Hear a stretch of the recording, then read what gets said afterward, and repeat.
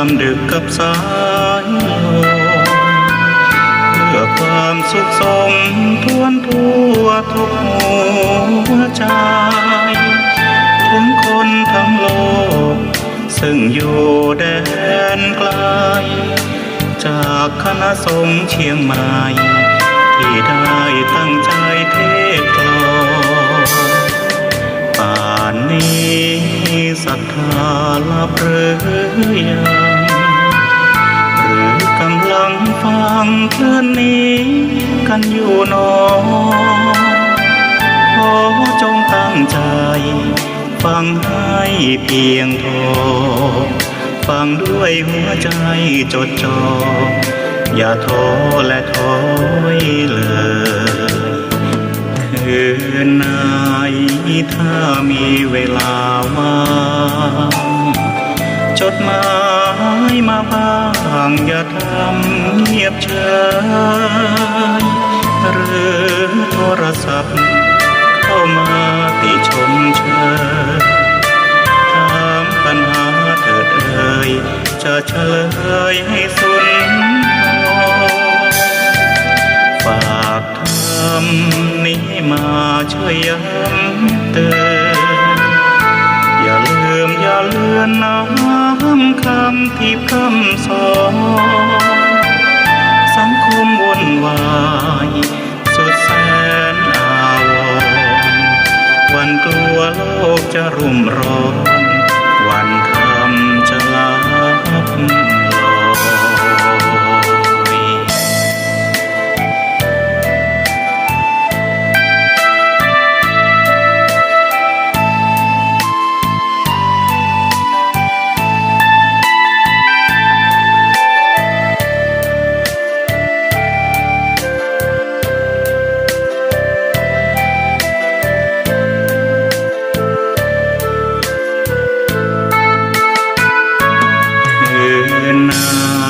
ยถ้ามีเวลาว่างจดหมายมาบ้างอย่าทำเงียบเฉยหรือโทรศัพท์เข้ามาติชมเชยถามปัญหาเถิดเอ่ยจะเฉลยให้สุนทรฝากทำนี้มาช่วยย้ำเตือนอย่าลืมอย่าเลือนน้ำคำที่คำสอนสังคมวุ่นวายสุดแสนอาวรณ์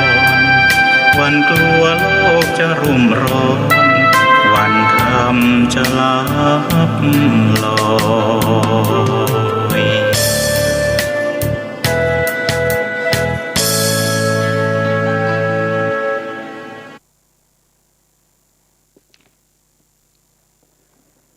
ปัจจุบันขอให้ญาติโยมทุกท่านจงคิดแต่เรื่องที่ดีๆและหวังแต่ในสิ่งที่ดีๆไว้และขอโยมทำหน้าที่ในปัจจุบันนี้ให้ดีที่สุดสิ่งที่ญาติโยมหวังไว้ย่อมจะสำเร็จได้ทุกอย่างเพราะโยมคือผู้สร้างชีวิตของญาติโยมทุกท่านทุกคนเองขอเจริญสุขสาธุชนญาติโยมท่านผู้ฟังทั้งหลายทุกท่านทุกคนวันนี้มาพบปะกันอีกในรายการธรรมะก่อนนอนณทางสถานีวิทยุคลื่น 104.50 ของวัดฝายหินอำเภอเมืองจังหวัดเชียงใหม่ตั้งแต่เวลาเดี๋ยวนี้เป็นต้นไปอาตมภาพตัวเจ้าวัดหนองทองหางดงจังหวัดเชียงใหม่ก็ได้มาพบปะกับญาติกับโยมอีกเช่นเคย ในวันนี้ญาติโยมตรงกับวันอังคารของวันที่ 4 เดือนมกราคมพุทธศักราช 2565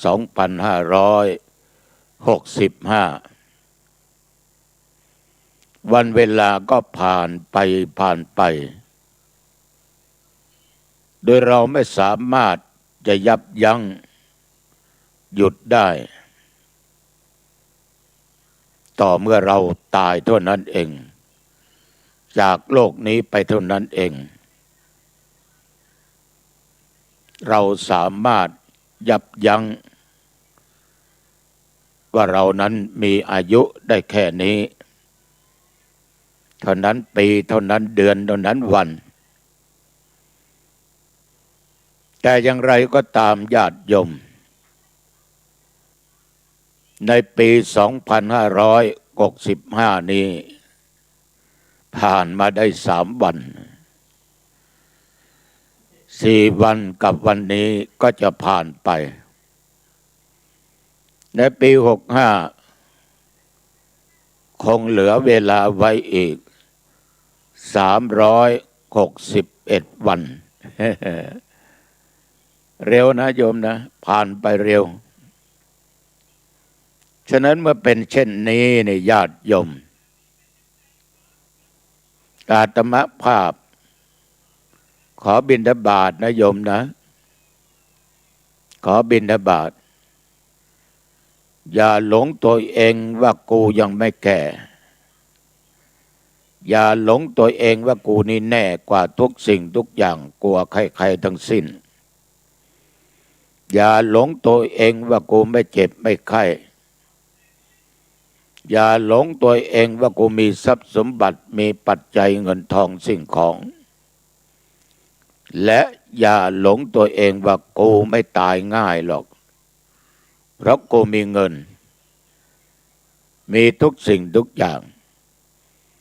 มีสามีสุดที่รักมีภรรยาสุดที่รักมีลูกสุดที่หวงและเป็นที่รัก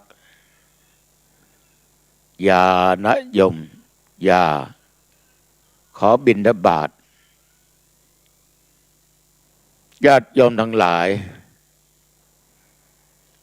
ในคราวที่แล้วนั้นอาตมาภาพได้นำเอาธรรมะ2 ข้อในหนังสือนวโกวาทได้ทำมีอุปการะมาก2 อย่าง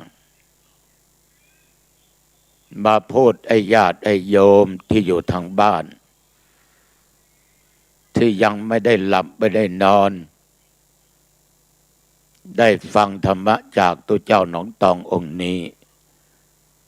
นั่นก็คือเรื่องสติกับเรื่องของสัมปชัญญะสติคือความระลึกได้ก่อนที่จะทำก่อนที่จะพูดก่อนที่จะคิดนึกได้แล้วว่าสิ่งที่จะทำจะพูดจะคิดนั้นมันไม่ผิดก็ลงมือทำแล้วก็พูดแล้วก็คิด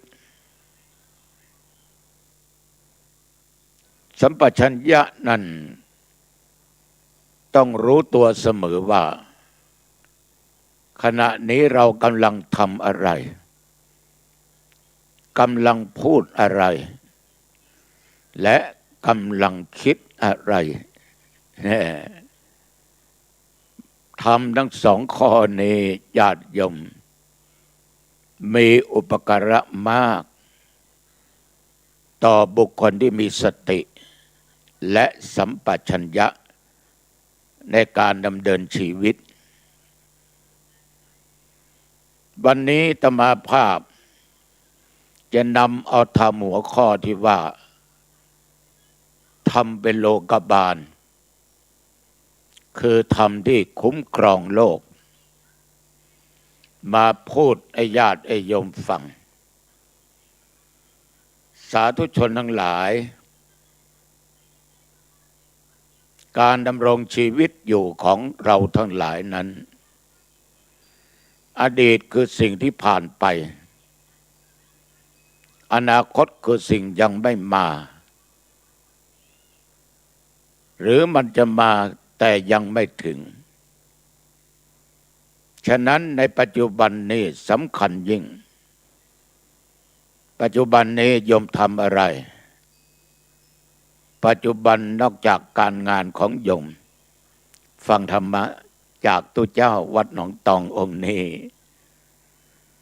แสดงว่าโยมไม่ขาดสติไม่ขาดสัมปชัญญะเมื่อไม่ขาดธรรมะเหล่านี้ญาติโยมจะชั่วจะดีก็อยู่ปัจจุบันนี่แหละถ้าปัจจุบันคิดในทางไม่ดีคิดชั่วญาติโยมการกระทำการที่จะพูดการที่จะคิดอะไรมันก็ชั่วได้แต่ถ้าปัจจุบันนี้เวลานี้ญาติโยมคิดแต่สิ่งที่ดีๆเรื่องที่ดีๆการกระทำทางกายต่อไปมันก็จะดีการพูดมันก็จะดีการคิดมันก็จะดีฉะนั้นปัจจุบันนี้สำคัญนักสำคัญหนาเหมือนอาตมภาพเวลาขณะนี้สำคัญมากสำคัญอย่างไรญาติโยมอาตมาต้องมีสติขาดสติไม่ได้สติมาปัญญาเกิดสติเตลิดก็จะเกิดปัญหาเพราะว่าการนั่งบรรยายธรรมะอัดเสียงแห่งธรรมะถ่ายลงแผ่นซีดีแล้วนำมาสถานีวิทยุแห่งนี้ให้ท่านเจ้าหน้าที่ทั้งหลายได้เปิดให้ญาติโยมได้ฟังที่โยมอยู่ทางบ้านตัวเจ้าจะขาดสติไม่ได้ขาดสัมปชัญญะไม่ได้โยมทั้งหลายตัวเจ้าต้องคิดแต่เรื่องที่ดีๆแล้วก็หวังแต่ในสิ่งที่ดีๆไว้หวังไว้ว่าเรานำธรรมะมาพูดเนี่ยในเวลาเดี๋ยวนี้หวังไว้ว่าคงจะมีญาติโยมหลายท่านหลายคนทุกเพศทุกวัยที่กำลังฟังอาตมะหรือเราได้นำธรรมะมาพูดเราหวังอย่างนั้นนะแต่ความหวังนั้นอย่าหวังให้มากมันอาจจะเกินที่เราคิดก็ได้หรืออาจจะไม่ถึงที่เราคิดก็ได้หรือไม่มีก็ได้การหวังในสิ่งที่ดีๆมันก็ดีอยู่แล้วแต่มาคิดเสมอว่าเมื่อเสียงธรรมะของตัวเจ้าออกวิทยุไปมันต้องมีคนฟัง ไม่มากก็น้อยเลี้ยวมาพูดไปแล้วฟังไปแล้ว10 คน20 คนไม่ถึง100ก็ตามท่านผู้ฟังนำเอาธรรมะที่อาตมาภาพตั้งใจพูดตั้งใจคุยให้ญาติโยมได้ฟังนำไปคิดพิจารณาตรึกตรองเอาสาระอันเป็นประโยชน์ในการฟังธรรมะจากตัวเจ้านำไปประพฤติปฏิบัติตามในอนาคตญาติโยมกี่คนไม่กี่คนนั้นอาตมาภาพถือว่าได้ผล100 คนได้1 คนก็ได้ผลเหมือนอาตมาภาพมีลูกศิษย์เป็นเณรอยู่องค์หนึ่ง หลายสิบปีที่ผ่านมาเขาอยู่เป็นลูกศิษย์อาตมาภาพญาติโยมบวชได้2-3 พรรษาเน้นก็สอบนักธรรมตรีธรรมโทได้ปีละชั้นทีนี้เน้นอายุได้14-15 ปีวัยรุ่นนะโยมนะเป็นเน้นก็มีเด็กผู้หญิงคนหนึ่งนะมาชอบเน้นนะมาชอบเน้นอ่านหนังสือที่ผู้หญิงคนนั้นเขียนมาโอ้บอกหลายสิ่งหลายอย่างให้ความหวังแก่เน้นแต่มารู้ว่าวัยรุ่นนั้นมันเป็นยังไงเน้นก็นึกชอบเด็กผู้หญิงคนนี้ขึ้นมาแต่มาสังเกตได้ก็เรียกทั้งเด็กผู้หญิงและสมณเณรมาพูดตรงหน้าว่าเธอทั้งสองนั้นรักกันไหมถ้ารักกันก็บอกหลวงลุงนะเน้นไม่พูดเพราะอาตมาอยู่ตรงนั้นเด็กผู้หญิงก็บอกว่าบอกให้หลวงลุงรู้สิบอกให้หลวงลุงรู้เสียบอกว่ารักเน้นไม่กล้าบอกผู้หญิงก็เข็นเน้นทุกขณะว่าบอกให้หลวงลุงรู้ในที่สุดเน้นก็พูดอ้อมแอมเสียงไม่ดังครับแต่มาไม่โกรธแต่มาไม่โทษแต่มาไม่ดุไม่ด่าว่ากล่าวใดๆทั้งสิ้นเพียงแต่พูดว่านี่ลูกทั้งสองถ้าเธอทั้งสองนั้นรักกันจริงก็นับว่าเป็นบุญของเธอเป็นบุพเพสันนิวาสของเธอที่ได้มาเจอกันแต่ว่าระยะนี้หลวงลุงคิดว่ามันยังไม่ถึงเวลานะเน้นก็ยังเป็นเน้นอยู่เธอก็ยังเป็นนักเรียนอยู่ต่อมาญาติโยมได้ประมาณเกือบ2 เดือนเน้นองค์นี้ก็ถือขันดอกไม้มา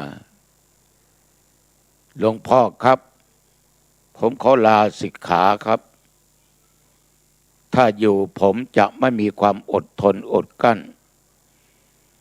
ผมมีความละอายต่อบาปต่อกรรมที่จะกระทำต่อไปครับผมนึกดูแล้วครับผมมีความอายมากครับผมกลัวหลวงพ่อจะไม่อยู่เป็นสุขผมจึงขออนุญาตลาสิกขาอาตมาก็บอกว่าถ้าลูกจะลาสิกขาพ่ออนุญาตแกก็ยิ้มอาตมาสอนเพียงแค่2-3 คำว่าลูกเอ้ยถ้าออกไปอยู่เป็นฆราวาสชาวบ้านนี่มันลำบากนะพ่อเธอแม่เธอก็แยกทางกันอยู่แต่ถ้าเธอจะออกไปอย่าหวังอะไรแต่ถ้าเธอนั้นมีสติมีปัญญามีขันติอดทนอดกลั้นในการที่เธอจะไปทำการทำงานในชีวิตภายนอกมันต้องต่อสู้แต่เธอจงทำแต่สิ่งดีสิ่งไม่ดีเธออย่าทำครับถึงเวลาเน้นก็ลาสิกขาออกไปญาติโยมเน้นเป็นทิศเป็นพี่น้อยใหม่นะสำหรับเด็กผู้หญิงคนนั้นหลังจากที่เน้นลาสิกขาออกไปแล้วก็มาหาเหมือนกัน แต่ไม่ได้มีอะไรกลับกัน4-5 วันอาตมารู้ว่าผู้หญิงคนนั้นต้องแยกทางไปอยู่ที่จังหวัดนครนายกเพราะญาติผู้ใหญ่มีที่นั้นญาติของทางแม่แกก็ไปอยู่นครนายกไปเรียนต่อตรงนั้นส่วนลูกศิษย์อาตมาภาพก็ไปอยู่ที่ณเหมือนกันแต่ไม่ใช่นครนายกเป็นนครปฐม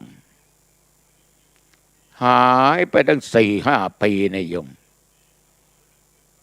อาตมาก็นึกในใจว่า2 คนนี่คงไปอยู่ด้วยกันเป็นสามีภรรยากันได้ประมาณ5 ปีกว่านี่แกขับรถปิกอัพป้ายทะเบียนแดงนะเข้าไปวัด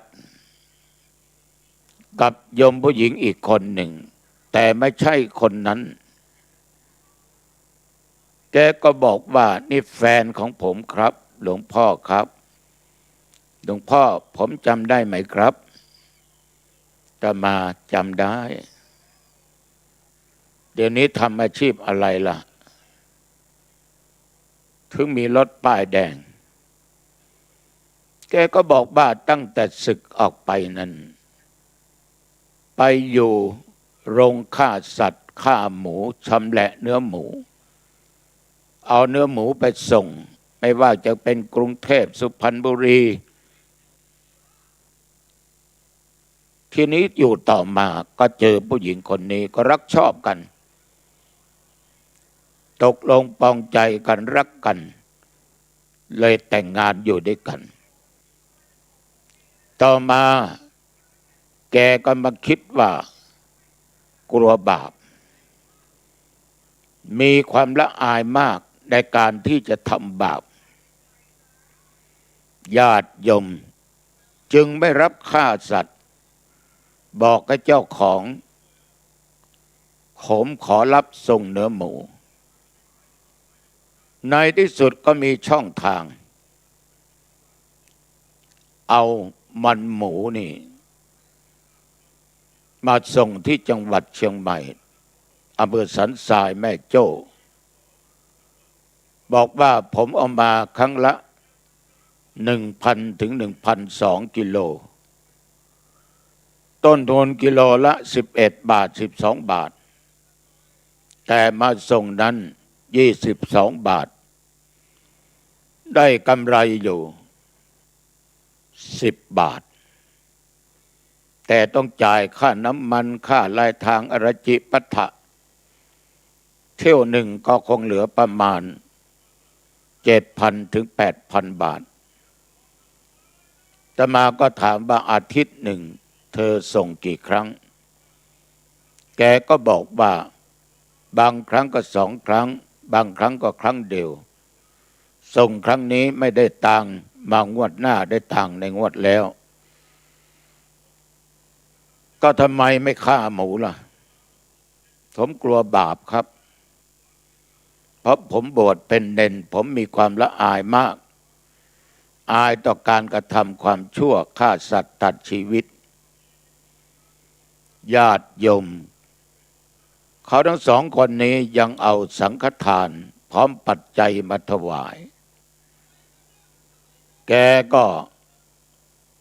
ถวายให้อาตมาภาพขออุทิศส่วนกุศลให้พ่อให้แม่ที่จากไปและให้สรรพสัตว์มีหมูเป็นต้นผู้เป็นศรีภรรยาก็ทำบุญให้ญาติพี่น้องและให้สัตว์คือหมูอาตมาก็ให้พรแหละให้ทั้งพ่อทั้งแม่ทั้งญาติพี่น้องให้ทั้งสัตว์คือหมูหรือสุกรแผ่บุญกุศลให้เขาเพราะเขาถือว่าหมูก็มีพระคุณต่อเขา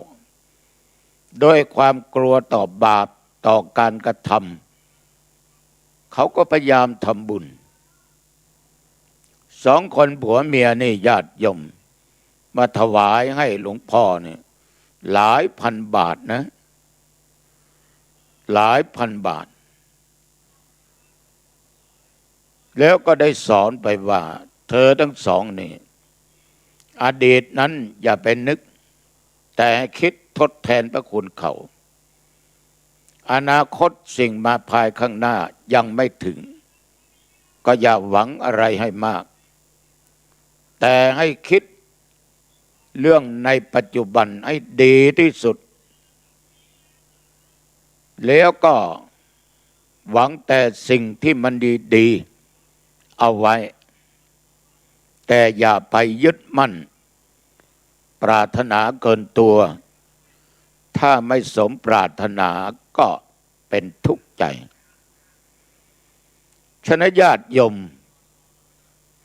คนที่กลัวบาปอยู่ไม่กล้าทำบาปนั้นเขายังเจริญก้าวหน้าได้นะเหมือนลูกศิษย์คนนี้ยังมีชีวิตอยู่ไปมาหาสู่อยู่ตลอดเวลาฉะนั้นโยมในปี2565เนี่ยโยมจะทำการงานอะไรก็ตามขอทำหน้าที่ในปัจจุบันให้ดีที่สุดจะมาเป็นตุเจ้าเป็นเจ้าคณะอำเภอเป็นเจ้าอาวาสวัดหนองตองเป็นที่ไหว้ที่สาที่กราบบูชาของญาติของโยมเป็นผู้นำเอาธรรมะคำสอนในทางพุทธศาสนาของพระพุทธเจ้าบ้างของพระอรหันต์บ้างของตัวเองที่มีประสบการณ์บ้านมาพูดญาติโยมก็ฟังและนำปฏิบัติอาตมาก็คิดว่าปัจจุบันเนี้ยอาตมาต้องทำดีให้ดีที่สุดการงานอะไรก็ตามอย่าคิด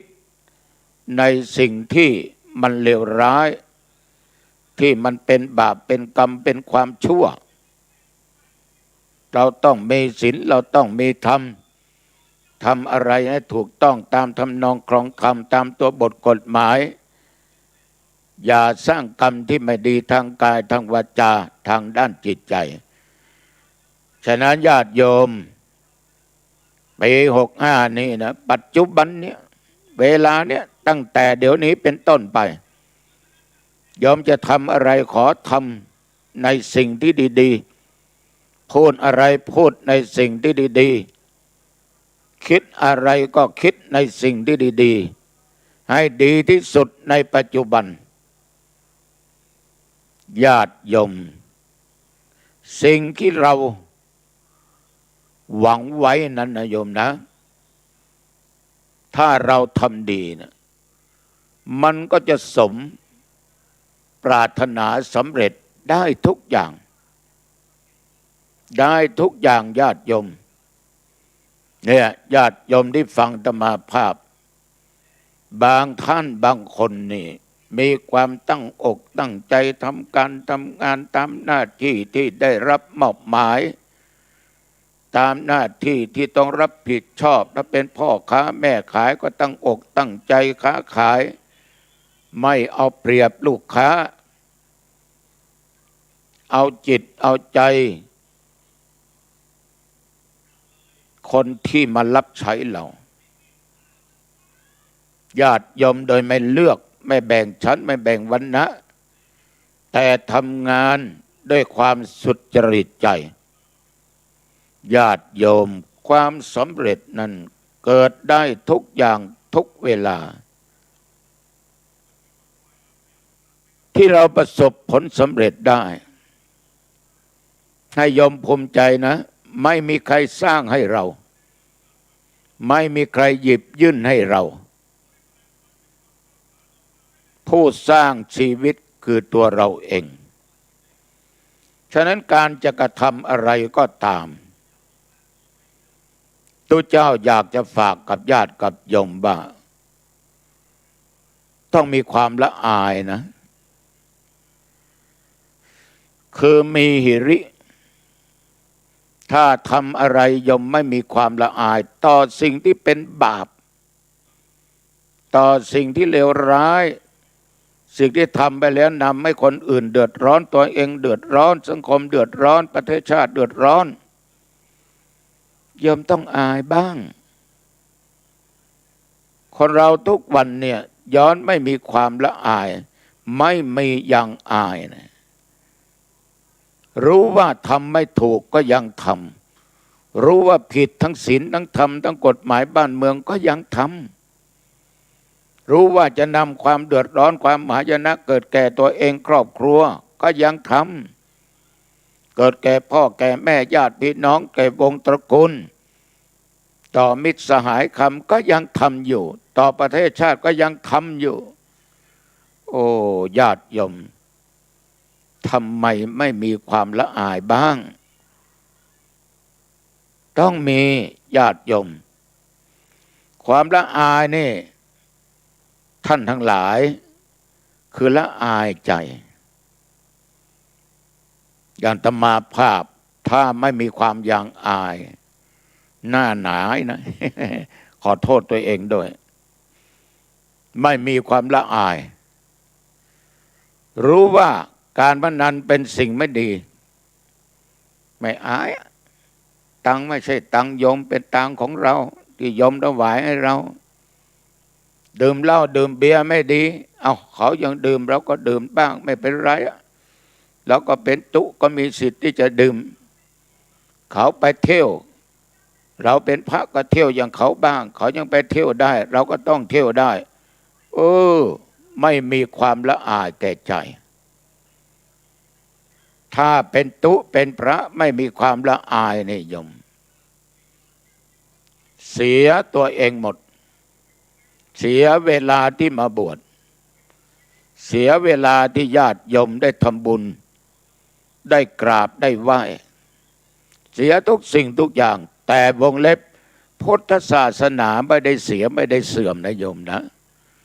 มันเป็นเรื่องของบุคคลโยมบางท่านบางคนนี่เหมาเข่งหมดพระสงฆ์เดี๋ยวนี้เน้นเดี๋ยวนี้ประพฤติปฏิบัติไม่เหมาะไม่สมทำให้พุทธศาสนาเสื่อมโอ้โหพุทธศาสนาไม่ได้เสื่อมธรรมะไม่ได้เสื่อมศีลไม่ได้เสื่อมคนต่างหากที่มันเสื่อมเพราะเหตุใดมันเข้าถึงธรรมะไม่ได้ไม่ถึงเรื่องของศีลมันจึงเป็นอย่างนั้นเพราะมันไม่มีความละอายในการกระทำความเลวต่างๆญาติโยมทุกวันนี้ผัวฆ่าเมียเมียฆ่าผัวลูกเต้าฆ่าพ่อฆ่าแม่ด่าพ่อด่าแม่ครูบาอาจารย์ทำอะไรไม่ดีเลวร้ายต่อลูกศิษย์ลูกหาอันเป็นสิ่งอนาจารสิ่งชั่วช้าลามกโอ้ยสังคมทำไมเป็นอย่างนี้ยังไม่มีความละอายบ้างหรือพ่อแท้ๆทำอนาจารกับลูกแท้ๆของตัวเองเลือดของตัวเองทำได้หรือมันทำได้เพราะมันไม่มีความละอายในการทำความเลวทำไปแล้วเป็นไงโยมโอ้โหโทษต่างๆนั้นถูกประณามจากชาวบ้านจากข่าวจากคนนั้นจากคนนี้ญาติโยมเพื่อทำลงไปแล้วความผิดมันกระจ่างแล้วบางคนนี่ทำตัวอายกลัวคนอื่นรู้ว่าตัวเองเลวทรามขนาดไหนขอโทษเอาผ้ามาปกหัวปิดใบหน้าญาติโยมละอายอย่างนั้นเนี่ยมันสายเกินไปฉะนั้นคนที่ไม่มีความละอายเนี่ยคือคนที่ชอบทำความเลวผิดต่อศีลต่อธรรมต่อกฎหมายทางบ้านเมืองบางท่านบางคนไม่มีความละอายใจตัวเองงดเว้นการทำความดีทำไปทำไมบุญไม่มีบาปไม่มีนรกสวรรค์ไม่มีทำดีได้ดีมีที่ไหนทำชั่วได้ดีมีถมไปนั่นญาติโยม เลยไม่อยากจะทำความดีละอายบางคนจะเข้าวัดเข้าวาไหว้พระนบธรรมใส่ขันดอกใส่ไม่เป็นกราบพระไม่เป็นเกณฑ์ก็ไม่เป็นจะไปวัดก็มีความละอายต่อชาวบ้านกลัวเขามองหน้าไหว้ไม่ถูกกราบไม่ถูกใส่ขันดอกไม่ถูกเข็นของไม่เป็นญาติโยมไปอายสิ่งที่ดีเราไม่รู้ก็ต้องถามอยากงามก็ต้องแต่งฉะนั้นญาติโยมขอให้เราทั้งหลายมีความอายต่อบาปต่อกรรมก่อนที่จะกระทำทางกายทางวาจาทางด้านจิตใจนะโยมนะรู้ว่ามันเป็นบาปต้องอายจะไปทำด่าเขาเป็นบาปหลอกเขาเป็นบาปลวงเขาเป็นบาปลักของเขาเป็นบาปประพฤติผิดในกามในผัวในเมียเขาลูกเต้าเขาเป็นบาปฆ่าสัตว์ตัดชีวิตเป็นบาปทรมานสัตว์มนุษย์สัตว์เดรัจฉานเป็นบาปเรารู้ว่ามันผิดทั้งศีลผิดทั้งธรรมมันเป็นบาปเป็นของชั่วช้าญาติโยมต้องละทิ้งละในปี 2565 แล้วตั้งตัวตั้งใจทำสิ่งดีๆที่ตนสามารถทำได้ที่ตัวเองสามารถทำได้ทำไม่ได้ต้องดูเขาสิ่งดีๆไม่ใช่ไปดูเขาดื่มเหล้าดื่มเบียร์หรือว่าเข้าบาร์เข้าคลับต้องทำไม่ได้ต้องดื่มไม่ได้ต้องเต้นให้ได้ไม่มีความละอายหรือญาติโยมทุกวันสังคมไม่มีความละอายสังคมจึงโอลหม่านเดือดร้อนอย่างนี้โอตตัปปะนี่โยมแปลว่าความเกรงกลัวเกรงกลัวต่อบาปต่อกรรมต่อการกระทำของตัวเองกลัวผลที่จะได้รับกลัวเขาถูกฆ่ากลัวเขามาทรมานกลัวเขามาลักมาล่อมาลวงกลัวเขาจะมานอกเล่นเมียตัวเองผัวตัวเองกลัวเขาจะมาหลอกกลัวจะขาดสติกลัวจะตั้งอยู่ในความประมาททำอะไรมีความกลัวต่อบาปมีความกลัวต่อสิ่งที่เลวร้ายชั่วช้าต่างๆญาติโยมทั้งหลายเลยกลัวต่อคำที่เรียกว่าทำผิดด้วยคำนึกหรือคำหนึ่งถึงผลที่รับคือทุกโทษที่จะได้รับจากการทำความผิดนั้นๆจากการทำการงานที่ทุจริตนี่ญาติโยมบางคนมีตำแหน่งหน้าที่โอ้โยมทั้งหลายตกเก้าอี้ไปเยอะนะถูกปลดกลางหาวก็เยอะนะเพราะการทุจริตทำผิดศีลผิดธรรมผิดกฎหมายบ้านเมืองฉะนั้นญาติโยมตู้เจ้าขอบิณฑบาตรู้ว่ามันไม่ดีอย่าเข้าใกล้ของเน่าของเสียมันเหม็นของหอมมันก็มีกลิ่นหอมโชยไปทุกสารทิศญาติโยมขอบิณฑบาตนะอย่าทำการทุจริตอย่าทำในสิ่งที่เลวร้ายคนที่มีความกลัวต่อบาปเขาจะหยุดทันทีกรรมมันมีจริงนะโยมนะอย่างตุเจ้าว่าหนองตององค์นี้เคยพูดให้โยมฟังบ่อยหญิงนกเมื่ออายุ9 ขวบอายุ59ไปเทศจะกลับวัดเกิดอุบัติเหตุรถชนกันนกที่ต้องมายิงมันไม่ตายแข้งขามันหักมันจับกิ่งไม้ไม่ได้วันนั้นรถเกิดอุบัติเหตุชนกันขาตมาภาพหัก แต่มารู้ทันทีเนี่ยญาติโยมกรรมุนาวัตติโลโกสัตว์โลกทั้งหลายย่อมเป็นไปตามกรรมฉะนั้นตุเจ้าจึงขอฝากธรรมะสองข้อคือหิริและโอตตัปปะธรรมทั้งสองข้อนี้ญาติโยมท่านกล่าวว่าเป็นโลกธรรมหรือโลกบาลธรรมธรรมที่คุ้มครองโลกโลกในที่นี้ญาติโยมหมายเอาโลกที่มีหมู่สัตว์หมู่คนได้อยู่ได้อาศัยฉะนั้นสาธุชนถ้ามีธรรมสองข้อจะทำให้โลกนี้สังคมนี้เกิดสันติสุข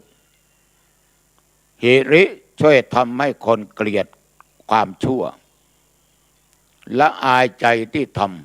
ำโอตตัปปะช่วยให้คนกลัวที่จะทำความผิดทำให้ละเว้นการทำความผิดต่างๆไม่ว่าทางกายทางวาจาทางใจได้เมื่อมันเป็นเช่นนี้ญาติโยมคนในสังคมก็อยู่ร่วมกันได้อย่างร่มเย็นเป็นสุขมีความเห็นอกเห็นใจต่อกันและกันถ้าคนไม่มีธรรมะหิริและโอตตัปปะสังคมก็เดือดร้อนมีแต่ความเดือดร้อนมีแต่คนเห็นแก่ตัวฉะนั้นญาติโยมในปี65นี้ขอฝากธรรมะทั้งสองข้อไว้ธรรมที่ทำลายโลกคืออหิริกะไม่มีความละอายอโนตตัปปะไม่มีความเกรงกลัวต่อบาปต่อกรรมต่อการกระทำของตัวเองสองข้อนี้ฝากเป็นสคสนะญาติโยมฟังกันในค่ำคืนของวันนี้ถ้าโยมตั้งใจฟังก็จงนำเอาไปพิจารณาตรึกตรองตามเนื้อหาสาระของพระธรรมที่ธรรมาภาพนำมาพูดตุเจ้าก็เข้าใจว่าคงจะเป็นประโยชน์ไม่มากก็น้อยต่อญาติโยมท่านผู้ฟังในดิถีปีพุทธศักราช 2565 อาตมาขอคุณแห่งพระพุทธเจ้าทั้งหลายทั้งทุกพระองค์คุณแห่งพระสัทธรรมคุณแห่งพระสงฆ์อันมีพระมหาอัญญากณฑัญญะพระอริยสาวกเจ้าทุกองค์คุณบิดามารดาดินน้ำลมไฟอุปัชฌยะครูอาจารย์เทวดาบุญศีลบุญธรรมบุญที่ญาติโยมได้ทำบุญให้ทานบุญที่ญาติโยมได้ฟังเทศจากตุเจ้าหนองตองและหลายๆองค์บุญที่ญาติโยมได้เจริญสมาธิภาวนาขอให้เกิดปัญญาโดยเฉียบพลันขอบุญกุศลเหล่านี้เป็นบลปัจจัยให้ญาติโยมท่านผู้ฟังทุกท่านทุกคนทุกสารทิศอันเป็นมิตรในทางธรรมขอให้เจริญก้าวหน้าไปด้วยลาภด้วยยศด้วยสุขและสรรเสริญอายุวันโนสุขขังพลังพบกันใหม่ญาติโยมในวันโอกาสหน้าขอเจริญพร